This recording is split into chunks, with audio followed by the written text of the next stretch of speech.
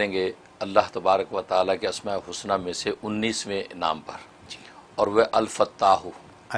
الفتاح کا معنی ہے سب کے لیے رحمت کے دروازے کھولنے والا، بلا تفریق سب کے لیے رحمت کے دروازے کھولنے والا، اس کو الفتاح کہتے ہیں۔ اور یہ قرآن کریم میں ایک مقام پہ اللہ نے اس نام کو ذکر کیا ہے کہ هو الفتاح العلیم، ایک جگہ اس کا ذکر آیا، اور اس کی عدد جو ہے 489 ہے، 489 اس کی عدد ہیں، اور مفرد عدد اس کا 21 اس کا مفرد عدد ہے۔ اور یہ عجیب و غریب نام ہے کیونکہ اصطلاحی طور پہ فتاح اس ذات کو کہتے ہیں کہ جو لوگوں کے درمیان عدل و انصاف کے ساتھ فیصلہ کرنے والا ہو، اس کو فتاح کہتے ہیں۔ اور وہ ذات کہ جو لوگوں کے لیے اپنی رحمت کی اور نعمتوں کے دروازے کھولنے والا ہو، اور لوگوں کی نافرمانی اور معصیت کی وجہ سے یا ان کے زبان کے انکار کی وجہ سے رحمت کا دروازہ نہ بند کرنے والا ہو۔ سبحان اللہ۔ ہاں، بند نہیں کرتا، دروازہ کھولتا تو کھلا رہتا ہے، تو وہ ہر ایک کو وہاں سے بلا تفریق نوازتا ہے۔ چنانچہ ابن قیم رحمہ اللہ تعالی لکھتے ہیں کہ فتح جو فتح سے ہے، اور فتح کی دو قسمیں ہیں، ایک فتح حکمی ہے اور ایک فتح قدری ہے۔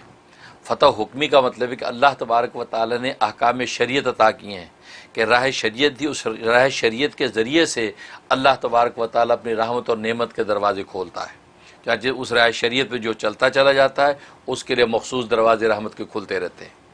اور دوسرا فتح قدری ہے کہ تقدیر کے نوشتے میں اللہ تبارک و تعالی نے نعمتیں لکھ دی ہیں کہ اس کو یہ ملنا ہے، اس کو یہ نہیں ملنا،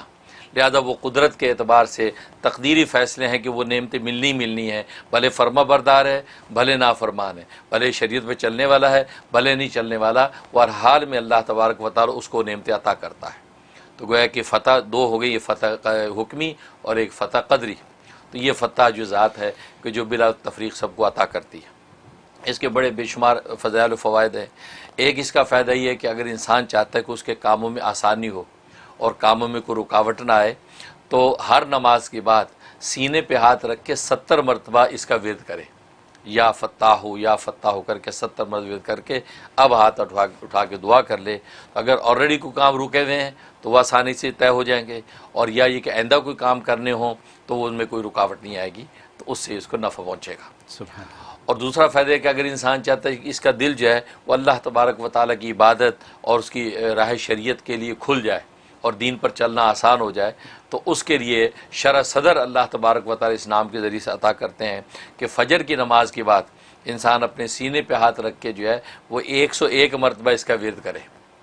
کر کے اپنے سینے پہ دم کرے اور اس کے بعد دعا کر لے، تو اللہ تبارک و تعالیٰ اس کے لیے دین پر چلنا آسان کر دیتے ہیں، عبادت کا ذوق اور عبادت اس کے لیے آسان کر دیتے ہیں۔